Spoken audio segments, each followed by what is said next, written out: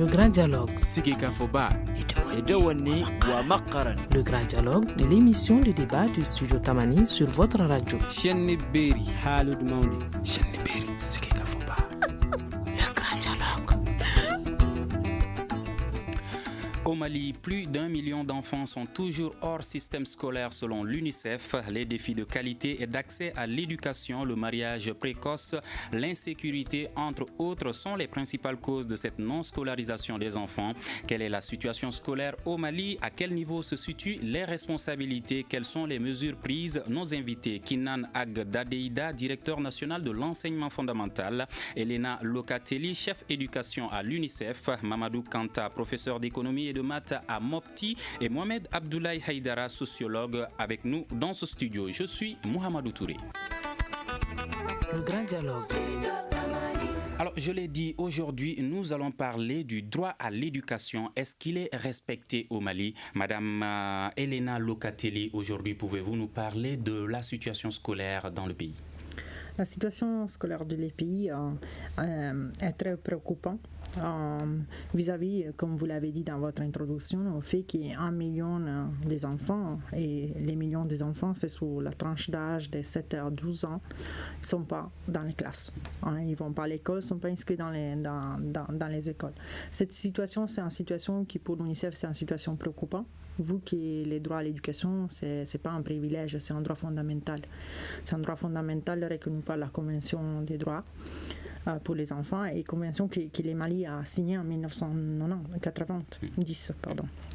Et donc, pour nous, c'est important de parler du droit de l'éducation. C'est important de faire ce que les communautés comprennent l'importance d'envoyer leurs enfants à l'école. Et l'importance pour le futur des enfants, pour le futur du Mali. C'est pour ça que pour nous, c'est important, c'est des activités très clés pour tout l'UNICEF, et donc nous sommes présents dans tous les pays, et dans tous les pays nous cherchons de donner l'accès à une éducation de qualité pour les enfants, et nous travaillons avec un support au ministère, au ministère décentralisé dans les régions, à travers les académies et les CAP qui gèrent l'éducation au niveau régional. Vous l'avez dit, plus d'1 million d'enfants sont toujours hors système scolaire. Il y a bientôt la rentrée prochaine qui est prévue. L'année dernière, combien d'écoles étaient fermées à travers le pays? À la fin de l'année scolaire passée, l'UNICEF, ensemble avec les partenaires techniques et financiers du secteur de l'éducation, ont enregistré 500 écoles fermées. De ces 500 écoles fermées, la moitié était dans la région de Mopti. Et ça, c'était une situation préoccupante, c'était une situation alarmante vis-à-vis du fait que dans les années précédentes, Mopti n'était pas une région assez touchée par la fermeture des écoles. Donc c'est quelque chose de nouveau, quelque chose qui est en train d'être étudié et développer de nouvelles stratégies pour pouvoir permettre à les enfants de rentrer en classe le 2 octobre. Monsieur Kinan Ag Dadeida, vous êtes le directeur national de l'enseignement fondamental, vous êtes avec nous. Alors, votre point de vue sur cette situation scolaire dans le pays? Je suis d'avis avec madame tout de suite que effectivement la situation éducative est préoccupante pour les raisons qu'elle vient d'évoquer. Beaucoup d'enfants n'ont pas accès à l'école. La couverture scolaire n'est pas suffisante. La situation sécuritaire fait que les écoles sont fermées, ou des populations sont déplacées avec des enfants, ou encore que les enfants sont sur place, mais à cause de la situation sécuritaire, ils n'ont pas accès à l'école. Et effectivement, tout le monde est interpellé. Et dans la recherche des solutions, les différents partenaires sont aux côtés du Mali pour trouver des solutions. Justement, au-delà des écoles qui étaient fermées et également de plus d'1 million d'enfants qui sont toujours hors système scolaire, quels sont les autres défis auxquels le pays est confronté? Bon, le pays est confronté, comme je l'ai dit tout de suite, à des problèmes socio-culturels, des problèmes sécuritaires, des problèmes de moyens nécessaires pour couvrir l'ensemble du territoire par le système éducatif, le problème du recrutement d'enseignants, de la disponibilité d'enseignants, des salles de classe, du mobilier scolaire, des matériels didactiques, des manuels, etc., etc. Les problèmes sont multiples. Mais chaque pays fait face aux problèmes selon ses moyens. Et c'est ce que le Mali est en train de faire aujourd'hui. Mais les problèmes sont énormes et les moyens sont limités. Monsieur Kanta Mamadou, vous êtes professeur d'économie et de maths à Mopti, une localité qui se trouve dans le centre du Mali et qui est une des zones les plus concernées par ce problème d'éducation, d'écoles fermées. Aujourd'hui, quelle est la situation à votre niveau? Merci beaucoup pour l'invitation. Comme vient de dire mes précédents locataires, franchement, c'est une situation qui est très très préoccupante. Jusqu'à nos jours, c'est pas l'année passée seulement, il y a à peu près 3 ans qu'à partir de Mopti seulement, dans la zone inondée, il n'y a pratiquement pas d'école. Toutes les écoles fermées. Il y a des familles qui se sont déplacées pour venir avec leurs enfants à Mopti afin qu'ils puissent suivre les cours. Donc, il faut que l'État fasse beaucoup. Parce que cette situation est due à l'insécurité qui se vit dans la zone inondée de Mopti. Mais en plus de cette situation scolaire, ce qui me préoccupe davantage, vient de dire le directeur national de l'enseignement fondamental, c'est manque de moyens, manque d'infrastructures, manque d'éducateurs, c'est-à-dire d'enseignants, et aussi, surtout manque de didactique scolaire. Et les nouveaux programmes qui ont été mis en place, il n'y a pas suffisamment de documents pour exécuter ces programmes et même faire les suivis. Monsieur Mohamed Abdallah Haïdara, vous êtes sociologue. Votre point de vue sur toute cette situation que le Mali connaît aujourd'hui? Merci. Toute la situation sociopolitique n'est autre chose que le reflet de la situation dans laquelle nous sommes. L'école n'est autre chose que le reflet de la société. Et lorsque la société est malade, l'école naturellement devient malade. Donc tout de suite, les intervenants ont dit que alors donc il y a 500 écoles qui ont été fermées, plus de 500. Alors donc manque d'éducateurs spécialisés, manque de matériel didactique et j'ajouterai le niveau, n'est-ce pas? Donc peut-être qu'avec le temps nous allons encore préciser.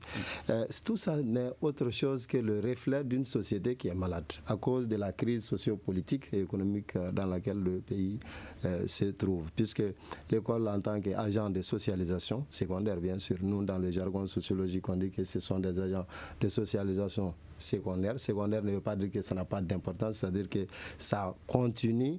Alors donc le processus de socialisation qui a commencé par exemple dans la famille et donc qui va être continué à l'école. Et lorsque l'école, la société est malade, l'école également devient malade puisqu'elle est liée à la société à partir de différents types de liens sociaux.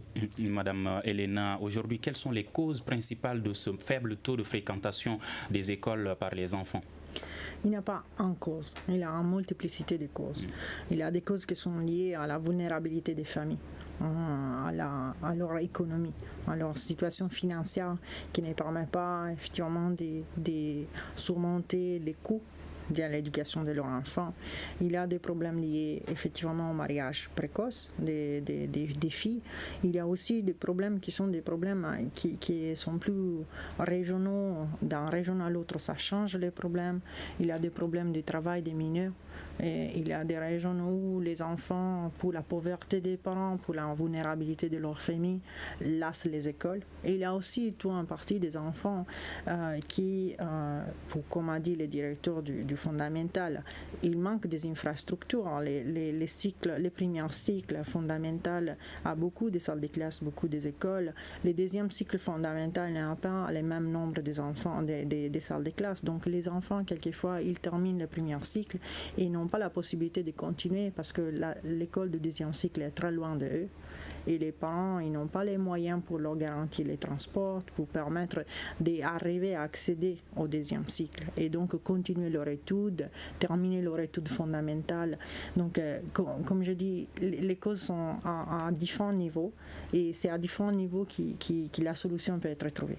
D'un niveau de la communauté, d'un niveau de discuter avec les communautés, de trouver des solutions communautaires, d'aider les familles à pouvoir avoir une éducation qui coûte moins pour eux, donc permettre une éducation plus accessible à tous les enfants, à toutes les familles, et en même temps aussi de trouver des solutions au travail des mineurs et aussi chercher de retarder les mariages des filles pour leur permettre de continuer de terminer leur études fondamentales et peut-être aussi continuer leur études secondaires. Voulez-vous dire que le droit à l'éducation au Mali n'est pas totalement respecté?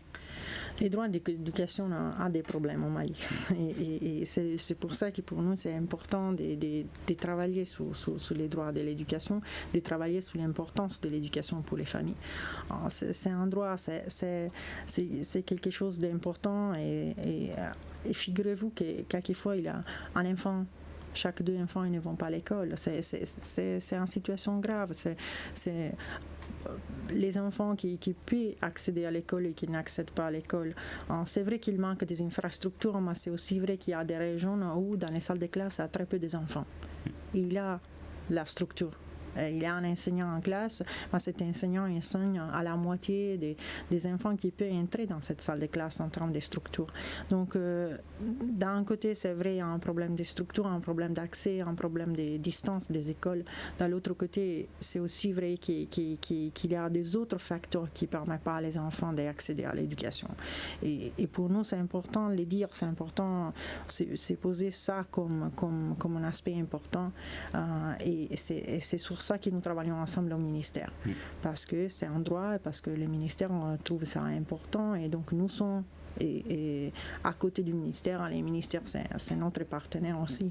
Nous travaillons ensemble, nous sommes à la fois partenaires et nous soutenons aussi le ministère dans son travail. Monsieur Kinan Agdadeida, le droit à l'éducation au Mali a des problèmes. Est-ce que vous partagez cet avis de Madame Elena? Oui, tout à fait. Le droit à l'éducation suppose que tous les enfants ont accès à l'éducation. Ce n'est pas le cas dans notre pays. Et notre pays partage cette réalité avec beaucoup de pays. Et comme je l'ai dit tout de suite, le droit à l'éducation suppose qu'on met l'éducation à la disposition de toutes les communautés, de tous les enfants. Et dans notre pays, même là où l'éducation ou l'école est présente, certains enfants n'y vont pas, pour des raisons sociales, économiques, culturelles. Certains enfants sont enlevés de l'école pour être mariés, enlevés de l'école pour s'occuper des travaux de la famille, etc. Et donc, l'État fait ce qu'il peut. C'est vrai que ce n'est pas suffisant aux yeux de ce que la loi dit, mais l'État fait ce qu'il peut. Qu'est-ce que l'État a déjà fait? Oui. Qu'est-ce que l'État a déjà fait? L'État a déjà construit, équipé, doté les écoles d'enseignants un peu partout à travers le pays. Mais combien de villages et de hameaux n'ont pas encore d'école? Combien de fractions n'ont pas encore d'école? Combien de communautés nomades n'ont pas encore d'école? C'est ça que l'État n'a pas encore fait. Il est en train de le faire. D'accord. Monsieur Kanta Mamadou, vous êtes professeur. Est-ce que vous êtes d'accord avec monsieur le directeur quand il dit que l'État a suffisamment fait, même s'il reconnaît également qu'il reste beaucoup à faire? Bon, certes, comme il a dit, ça dépend des pays du pays. Le Mali n'est pas le seul cas. C'est pratiquement la même situation dans tous les pays du tiers-monde. Moi, à mon avis, c'est le niveau de développement qui fait que l'État n'a pas pu remplir, même si ce n'est pas à 100%, à un niveau acceptable, la scolarisation de tous les enfants. Vous savez que pour que l'État puisse remplir normalement la situation de scolarisation de tous les enfants, il faut un degré de développement. Or, les pays du tiers-monde ont beaucoup de difficultés. Comme l'a dit les Nations Unies, pour qu'un pays puisse se développer, puisse être considéré comme un pays développé, il y a certains indices, tels que l'indice d'éducation, l'indice de vie, l'indice de revenus et puis l'indice d'écologie. Mais tous les autres indices sont liés à la scolarisation. Tant qu'on ne résout pas le problème de scolarisation tel que l'indice vie, il y a un très grand problème pour que l'État puisse subvenir aux besoins de tous les enfants qui veulent aller à l'école. Il a dit aussi, même dans certaines localités de Mopti, dans les hameaux, même si on ouvre les écoles, nous avons des difficultés pour que les enfants puissent aller à l'école suivre les cours familles. Certaines familles, je vois qu'il y a 4, 5, 6 enfants qui sont dans la famille. L'État ne peut pas prendre en charge à un certain niveau. Certains enfants doivent être pris par les parents. S'il n'y a pas de moyens, donc la scolarisation de beaucoup d'entre eux s'arrêtera en cours de chemin. Il y a aussi des problèmes dans certaines familles, nomades telles que ces personnes se vivent le plus souvent dans les familles telles ou les familles saurages où on marie vite les femmes à l'âge de 13 ans, 14 ans. Ça trouve que certains n'ont même pas le désir. Donc il y a beaucoup de facteurs qui sont d'ordre social, d'ordre culturel, d'ordre économique, d'ordre financier. Donc pour que l'État puisse subvenir, il faut beaucoup d'efforts. Il faut même rééduquer la population dans certaines zones.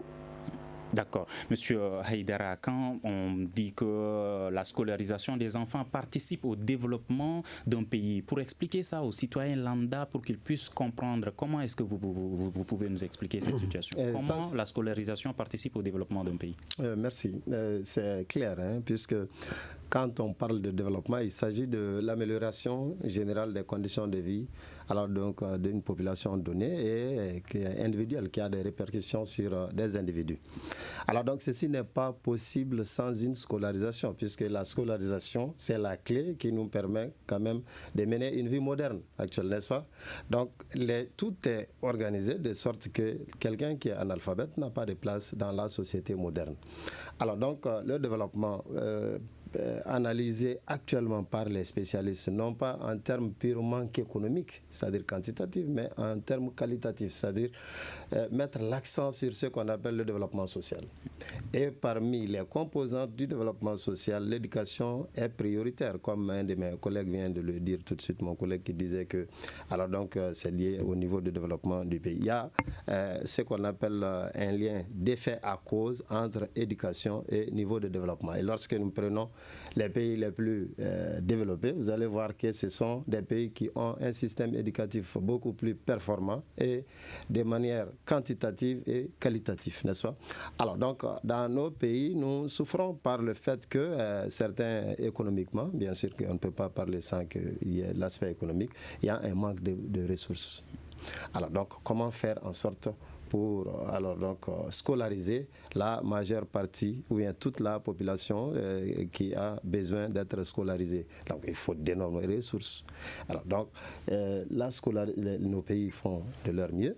Alors donc ils sont bien sûr assistés, mais tant que nous n'atteignons pas le seuil critique, c'est-à-dire plus de 50% alors donc de personnes alphabétisées, on ne peut pas prétendre au développement.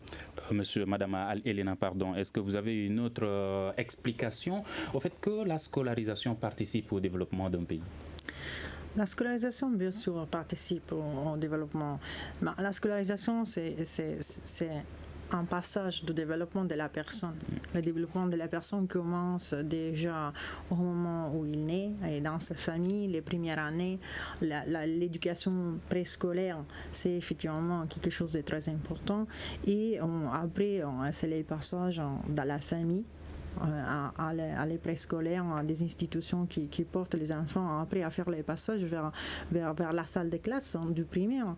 Et dans la salle de classe du primaire, ils développent ses compétences, ses capacités. Et à fur et à mesure, l'enfant, il grandit et entre à apprendre des choses qui servent à sa société et à lui-même pour son futur apprentissage. Et l'école secondaire, c'est l'ouverture. Et pour secondaire, c'est tous les niveaux, même les non formels, les professionnels, c'est l'ouverture vers le monde du travail. Et donc, pour moi, ce n'est pas une question de scolarisation, c'est une question des objectifs de développement et donc, par conséquent, aussi de quel objectif pour le développement de la personne et de son contribut dans la société malienne nous voulons donner. Et l'école, c'est un passage important. Et c'est correct de dire que l'école primaire doit aussi améliorer sa qualité. D'accord, j'allais en venir parce que vous parlez beaucoup de causes, vous parlez de mariage précoce, de l'insécurité, mais aujourd'hui la qualité de l'enseignement également. Quand on voit le nombre d'élèves et quand on voit leur niveau aussi, est-ce que ce n'est pas aussi une autre préoccupation majeure? C'est une préoccupation majeure et je pense que les directeurs fondamentaux peuvent dire plus. C'est aussi une préoccupation du ministère. Améliorer la qualité scolaire, améliorer qu'est-ce que les enfants apprennent quand ils sont assis dans les bancs. Dans la classe, c'est quelque chose d'important, c'est quelque chose d'important pour les ministères, c'est quelque chose d'important pour nous comme UNICEF et pour notre travail, mais aussi c'est la réponse à la demande des parents. Qu'est-ce que les parents, qu'est-ce que la société demande, c'est que les enfants qui entrent en classe, ils apprennent quelque chose d'outil pour leur futur. Et donc cette connexion entre qu'est-ce que c'est étudié sous les livres et les futurs des travail des enfants, les futurs de la société malienne et leur futur dans leur rôle dans la société pour leur permettre d'avoir une vie meilleure, d'avoir une économie meilleure, d'avoir un travail dans leur âge adulte, c'est aussi important. D'accord. Monsieur Haïdara, est-ce que ce n'est pas une des raisons qui pousse les parents à ne pas envoyer leurs enfants à l'école quand on voit le nombre de taux de chômeurs qui ne cesse d'augmenter, quand on voit la qualité de l'éducation dans les écoles également et le mariage également, préférer marier les enfants, les filles au lieu de les envoyer à l'école? Est-ce que ce n'est pas une des causes? Merci beaucoup. C'est une des causes, mais la cause, comme Madame a eu à le dire, elle est multifactorielle. L'école, il faut comprendre que c'est l'interaction sociale entre plusieurs groupes. D'un côté, alors donc les enseignants, de l'autre, les apprenants. Alors donc en troisième position, vous avez les parents d'élèves, vous avez les autorités publiques. Alors donc lorsque un groupe faillit à ses responsabilités, ça ne marche pas. Alors donc la baisse du niveau et le problème de non-scolarisation, etc., c'est dû au fait que, alors donc au Mali, on se pose beaucoup de questions sur, alors donc le rôle de l'école. Et après la formation, qu'est-ce que je vais devenir? Alors donc les gens regardent, puisque la société c'est ça, chacun se regarde entre eux. Alors donc on voit que ceux qui n'ont pas été à l'école, alors donc sont parvenus à faire quelque chose. Donc très souvent il est commun d'entendre dans la rue, j'ai pas été à l'école mais ça ne m'a rien fait. Alors donc je réponds que ça t'a tout fait. Ça t'a tout fait. Pourquoi? Parce que si vous n'avez pas été à l'école, même si vous êtes un grand entrepreneur, vous aurez besoin de l'appui de ceux qui ont été à l'école pour gérer vos affaires. Alors donc il y a les causes culturelles également qui font que par exemple concernant les jeunes filles, on préfère les marier vite plutôt qu'à leur donner le temps alors donc d'étudier. Pourquoi? Il y a quelques années de cela, nous avons fait quelques recherches sur Bamako au niveau de l'université avec certaines ONG. Alors donc concernant les causes du mariage précoce. Alors donc forcé. Il y a plusieurs causes et on leur pose la question pourquoi? Alors donc vous n'allez pas laisser vos filles alors donc à terminer au moins l'école fondamentale. Ils disent franchement on ne voit pas l'intérêt. Pourquoi? Parce que la plupart de ceux qui ont étudié alors donc sont dans des grains de thé en train de prendre du thé. Alors donc ils deviennent, autrement dit, au lieu de devenir des facteurs de développement, ils deviennent des bouches à nourrir. Alors donc franchement ça n'encourage pas. Donc ouais, ce qui fait qu'au niveau de la société malienne, la crise a une répercussion sur le fait que on voit très peu de gens qui sortent de l'école, alors donc qui parviennent à s'insérer. Il y a plusieurs expériences, c'est une tentative de compréhension, mais quand même ces facteurs découragent beaucoup les parents à envoyer, alors donc surtout les jeunes filles à l'école.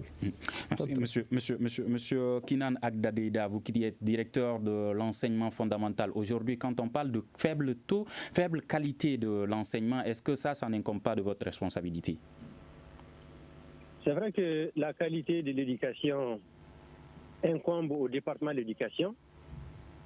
Elle concourt justement à améliorer les résultats scolaires et elle-même, elle est tributaire de la qualité des enseignants, des programmes, des manuels, des matériels didactiques, leur disponibilité et les différents suivis qui sont faits de l'ensemble des activités éducatives pédagogiques au niveau des écoles. Et sur l'ensemble de ces éléments, on a des difficultés. Si bien que on peut effectivement parler aujourd'hui de la mauvaise qualité des enseignements apprentissages dans notre système. Le ministère en a conscience les partenaires qui nous accompagnent en ont conscience et des solutions de remédiation sont conduites régulièrement pour changer les choses. Mais comme vous le savez, l'enseignant, c'est un individu, c'est un être social qui lui aussi prend les mauvaises comme les bonnes choses au sein de la communauté. Aujourd'hui, les gens veulent gagner de l'argent sans ne rien faire. Ils ne veulent pas fournir d'efforts. Ils n'ont aucune conscience de leur responsabilité vis-à-vis des jeunes gens qui sont sous leur responsabilité. Et c'est toutes ces mentalités qu'il faut changer. Et effectivement, le département en a conscience et des solutions sont mises en œuvre. Mais ce n'est pas toujours facile. Quand l'enseignant préfère toucher son salaire et n'est pas s'occuper de son devoir, et ça c'est pour le plus grand nombre, je crois qu'il y a à s'inquiéter pour le système. Quand le matériel didactique nécessaire n'est pas disponible et qu'on demande à l'enseignant d'avoir de bons résultats scolaires, ce n'est pas toujours évident. Et donc c'est une multitude de problèmes qui se mettent ensemble pour lutter contre la qualité de l'éducation. Mais tout le monde en a conscience et des solutions sont mises en œuvre selon nos moyens. L'autre chose, monsieur le directeur, c'est quand on voit le nombre d'élèves qui se trouvent dans une classe, est-ce qu'un enseignant peut déjà apprendre à 100 élèves qui se trouvent dans une seule classe pendant 4 heures de temps le programme de la journée? Oui, vous parlez du problème des effectifs pléthoriques. C'est une réalité dans certaines de nos écoles. C'est difficile pour un enseignant, quelle que soit sa formation, de gérer un groupe pédagogique de cette taille-là. Et effectivement, ça rentre dans l'explication de la mauvaise qualité de l'éducation. Mais comme je l'ai dit, des classes sont construites, des solutions sont mises en œuvre. C'est vrai que ce n'est pas du tic au tac, ce n'est pas chaque année qu'on peut résoudre, mais c'est au fil des années que les solutions sont mises en œuvre. Et aujourd'hui, si vous partez à Bamako, c'est rare de trouver dans une école publique une classe qui dépasse les 35 élèves. Mais si vous allez dans certaines régions, vous allez trouver 140 élèves, 150 élèves en 7e, en 8e, en 9e année. Ce n'est vraiment pas évident pour un enseignant d'avoir des résultats recherchés. Les objectifs pédagogiques sont toujours biaisés par ces effectifs pléthoriques. Monsieur le directeur, l'autre chose, c'est qu'à Bamako, même également, on va voir dans les écoles privées certains qui transforment des maisons en une école privée. Bon, ça c'est aussi une réalité qui existe. Nous avons été témoins de situations comme ça. Mais comme vous savez, dans le désordre, chacun fait ce qu'il peut. Jusqu'ici, s'il n'y a pas d'ordre, les gens vont même se mettre sous les arbres à Bamako et enseigner aux enfants quelque chose. Alors, monsieur le directeur, qui est responsable de ce désordre? Qui est responsable de ce désordre? Tout le monde est responsable de ce désordre. L'État met en œuvre un certain nombre de lois, de textes, de règlements qui ne sont pas toujours suivis normalement et les gens profitent du manque de suivi pour faire ce qu'ils veulent. Ce n'est pas possible qu'on donne une autorisation d'ouverture d'une école sans s'assurer qu'effectivement cette personne dispose d'un cadre légal et normal pour accueillir les enfants des familles. Mais c'est souvent le cas. Les gens ont leur décision et ils ouvrent les écoles comme ils peuvent, comme ils veulent. C'est vrai que ça aussi c'est un problème dont on a conscience et aujourd'hui, au niveau des CAP, au niveau des académies, des instructions ont été données pour essayer d'apporter des correctifs. Mais nous sommes dans une situation sociale, dans une situation où aujourd'hui l'État n'a pas toujours les moyens de faire appliquer les règlements à la loi. Et donc ça va encore perdurer en attendant que des sanctions tombent. Monsieur Kanta, vous êtes professeur. Monsieur le directeur pense tout de suite qu'il y a certains enseignants qui pensent beaucoup plus à leurs droits qu'à leurs devoirs. Bon, franchement, pour être honnête avec vous, cette situation existe. Et moi, je pense que cela est plus fréquent dans les établissements publics où il n'y a pratiquement pas de suivi. Dans une école privée digne de ces noms, comme je dis digne de ces noms, pas des écoles privées qui sont sous les hangars ou sous les arbres, mais les écoles privées, il y a des écoles privées ici dignes de ces noms où les enfants fournissent même plus de, on peut dire qu'on les même, on exploite même ils font plus ce qu'ils les trouvent.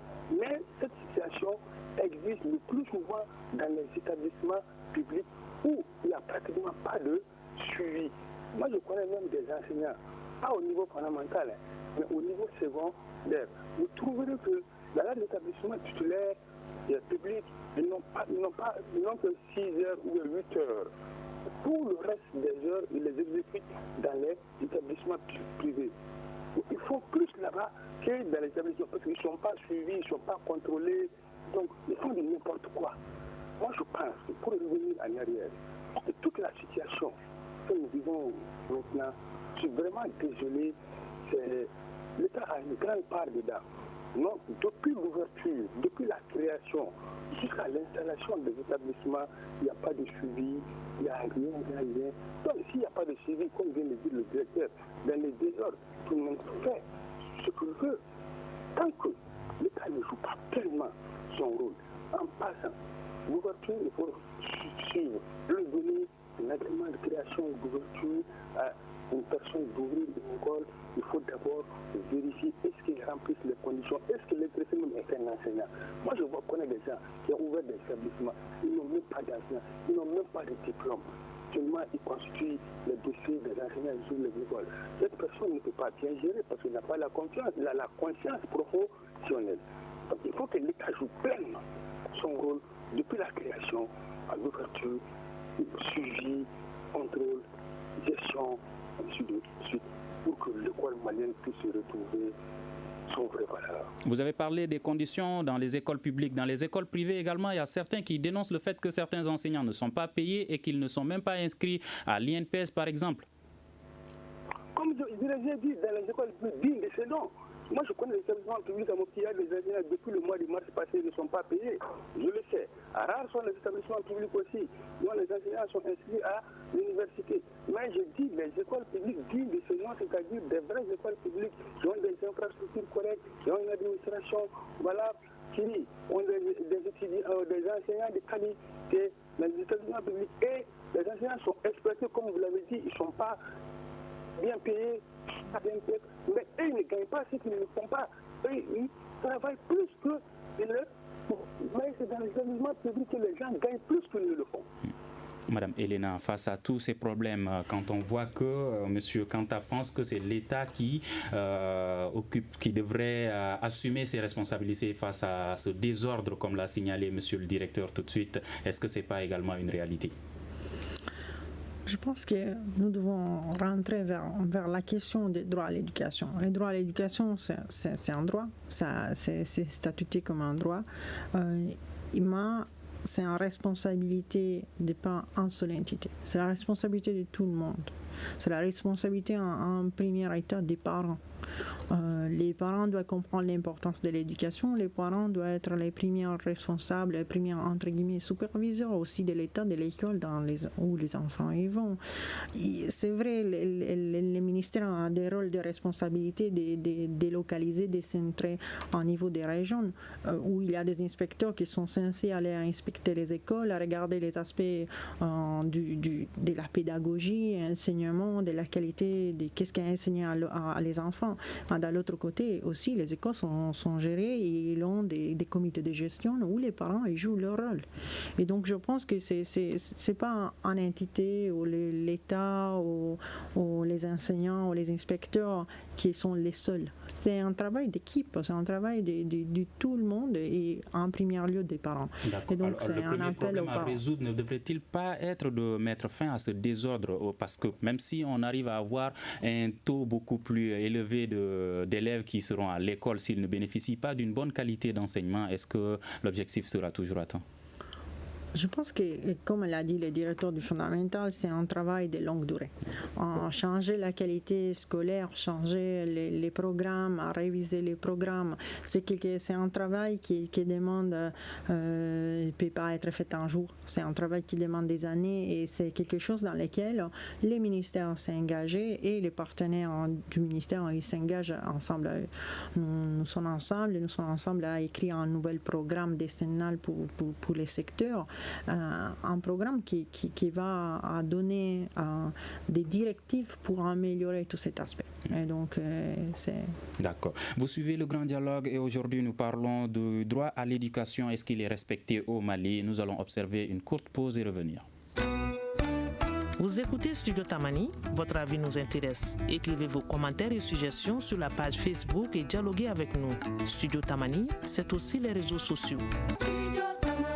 Réagir à toutes ces informations, c'est possible sur notre page Facebook ou notre compte Twitter ou également sur nos répondeurs à travers ces deux numéros 75 84 11 11 ou 75 84 12 12. Ce soir, nous parlons d'éducation. Nos invités, Kinan Agdadeida, directeur national de l'enseignement fondamental, Elena Lokateli, chef éducation à l'UNICEF, Mamadou Kanta, professeur d'économie et de maths à Mopti et Mohamed Abdallah Haïdara, sociologue. Alors tout de suite, les mesures prises. Monsieur le directeur, on l'a dit, plus d'1 million d'enfants sont toujours hors système scolaire. À la fin de l'année scolaire précédente, il y a plus de 500 écoles qui étaient fermées au niveau de l'État. Qu'est-ce qui est fait pour qu'à la rentrée prochaine, cette situation puisse être améliorée? Oui, effectivement, pour les enfants qui sont en école ou qui n'ont pas accès du tout à l'école ou qui sont sortis du système, il y a des alternatives éducatives qui sont mises en œuvre. Monsieur le directeur, je crois que vous êtes dans un local fermé, il y a des échos. On va revenir à vous tout de suite. Alors, Madame Elena Lokateli, vous êtes au niveau de l'UNICEF, vous avez un programme qui est appelé Chaque enfant éducation, c'est ça? Oui, pour chaque enfant à éducation. Oui, ce n'est pas un programme, c'est une campagne que l'UNICEF lance tous les années et que cette année a décidé de lancer à niveau national. Donc, toutes les régions sont touchées et cette campagne, c'est une campagne faite par même les jeunes. Il y aura plus de 1900 jeunes qui vont toucher dans leur village, porte à porte, les familles, pour discuter sur l'éducation, pour discuter sur les droits de l'éducation, pour discuter avec eux pourquoi ils n'envoient pas leurs enfants à l'école et chercher des voies et les engager dans l'éducation de leurs enfants pour augmenter les taux de scolarisation dans leur village. C'est une campagne qui vise aussi les médias. Nous avons une exposition photo qui se trouve au Palais de la Culture pour les prochaines 3 semaines. C'est une exposition des photos qui expliquent l'envie des enfants maliens à être éduqués et à aller à l'école. Et c'est une exposition photo très particulière parce qu'il y aura des photos faites par des photographes professionnels, mais aussi des photos faites par les gens de toutes les régions du Mali qui se sont engagés, qui sont allés à nous montrer qu'est-ce que pour eux les valeurs à l'éducation et comment l'éducation peut porter. Donc l'UNICEF fait cette campagne en appui au ministère pour signer la rentrée des classes, mais en même temps pour engager un dialogue vers les communautés, pour donner l'importance de l'éducation vers les enfants, pour le rôle que l'éducation peut jouer pour le futur du Mali et pour le futur des enfants du Mali. Est-ce que ça se fera dans tout le Mali? Oui, dans toutes les régions. Les 1900 enfants sont dans chaque région du Mali.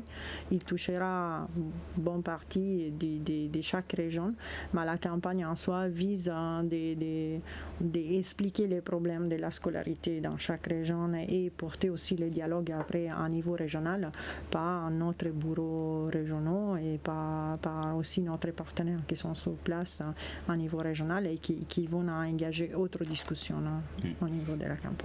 Monsieur Kanta, que pensez-vous de cette campagne? Quel sera son impact sur la situation?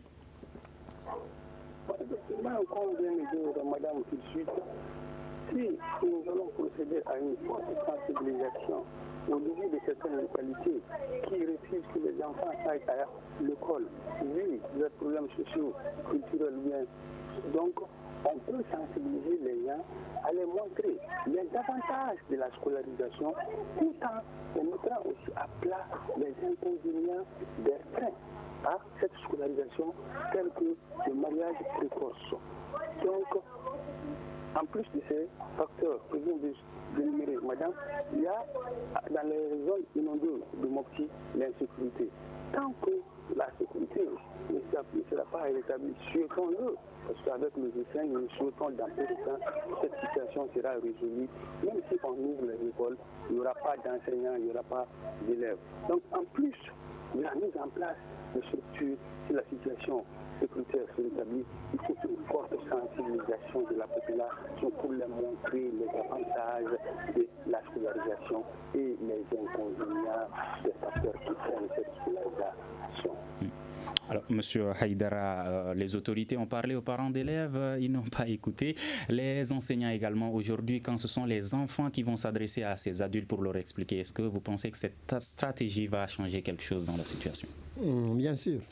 Ça va beaucoup agir. Pourquoi? Parce que les enfants, nos enfants, leur communication a beaucoup plus d'impact sur nous. Ça nous émeut beaucoup plus que, par exemple, si c'est alors donc une simple communication. Donc, vous voyez, Madame Locatelli qui déjà nous expliquait ça. Mais avant ça, vous avez parlé d'un certain... Je vais un peu arriver en arrière pour souligner un certain nombre de problèmes qui font que aujourd'hui, alors donc, le niveau baisse. Vous avez parlé de l'aspect organisationnel de tout ça, mais il y a un aspect qui est un fait réel, qui recrutons à l'école. C'est pas tous des enseignants. Alors donc, et la profession enseignante, c'est pas n'importe qui peut faire. Alors donc, qui peut exercer cette profession. C'est-à-dire, on peut avoir la connaissance. Quand vous dites qui recrute-t-on à l'école, est-ce que vous parlez des écoles publiques ou des écoles privées aussi? Partout. Partout. C'est-à-dire, il y a des écoles où c'est très commun d'entendre, vous n'avez pas eu de boulot, même être enseignant. Et ça, c'est scandaleux. Et pourquoi? Parce que la profession enseignante, ce n'est pas n'importe qui peut donner le savoir. On est formé pour ça. Il y a des écoles spécialisées pour la formation. Alors donc, pour que on puisse avoir un bon niveau, il faut que les gens qui enseignent soient des professionnels. Et quelqu'un a souligné le problème de l'éthique professionnelle. On ne peut pas alors donc être strict éthiquement lorsqu'on n'a pas suivi la formation. Et on ne peut pas être strict éthiquement lorsque on vient à l'enseignement non pas par conviction, mais à défaut de rien. La pédagogie. Voilà. D'accord. Alors, monsieur le directeur, nous allons revenir à vous, Kinan Agdadeida. Aujourd'hui, quelles sont les mesures prises par l'État pour permettre que ces plus de 500 écoles qui étaient fermées l'année prochaine puissent être réouvertes et également que ce taux qui parle de plus d'1 million d'enfants qui sont toujours hors système scolaire puisse être beaucoup plus réduit? Monsieur le directeur? Monsieur le directeur? Alors, Elena, monsieur le directeur nous rejoindra après. Aujourd'hui, quelle est l'urgence selon vous au Mali? L'urgence aujourd'hui, c'est d'impliquer tous les partenaires. Et les ministères sont en train de faire ça. Et nous sommes à côté du ministère pour chercher de donner accès à tous les enfants qui ont droit et porter cette valeur qui est à l'éducation pour les familles. Je pense que la question est véritablement une question d'équité. Qui sont les plus touchés sont les enfants dans les zones rurales, sont les enfants dans les familles les plus démunies, les familles plus vulnérables. Donc c'est à eux que nous devons penser, c'est à eux que nous devons adresser toutes les actions. Et toutes ces actions vont ensemble. Ensemble, qu'est-ce que les ministères sont en train de faire effectivement pour améliorer la qualité, pour amener plus d'enseignants qualifiés dans toutes les régions.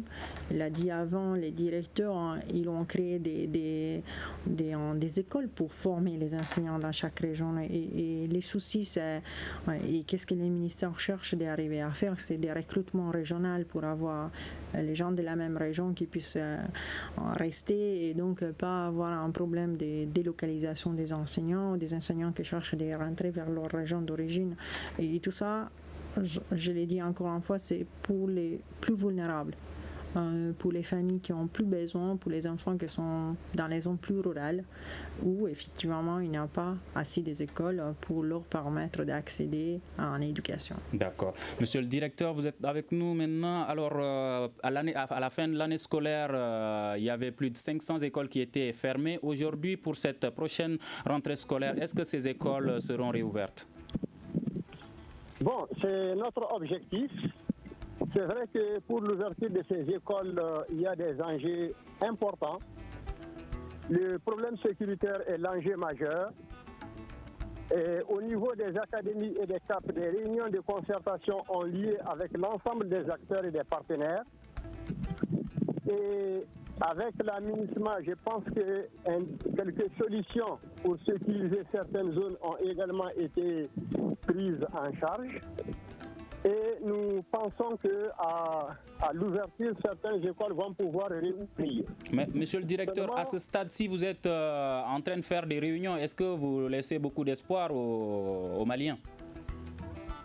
Bon, l'espoir est toujours permis. D'accord. Quelle que soit la situation dans laquelle on se trouve, l'espoir est permis. D'accord, espérons donc, et c'est ce qui met fin à ce débat sur l'éducation. Nos invités, Kinan Agdadeida, directeur national de l'enseignement fondamental, Elena Locatelli, chef éducation à l'UNICEF, Mamadou Kanta, professeur d'économie et de maths à Mopti, et Mohamed Abdallah Haïdara, sociologue. Débat réalisé par Moumine Sendebou, à la mise en onde Fili Dambélé, régie vidéo assurée par Peting Diara. Je suis Mohamedou Touré, à demain pour un prochain numéro. Le grand dialogue. Le grand dialogue de l'émission de débat du studio Tamani sur votre radio. Shenni Beri Halud Maundi. Shenni Beri Siki Kafoba.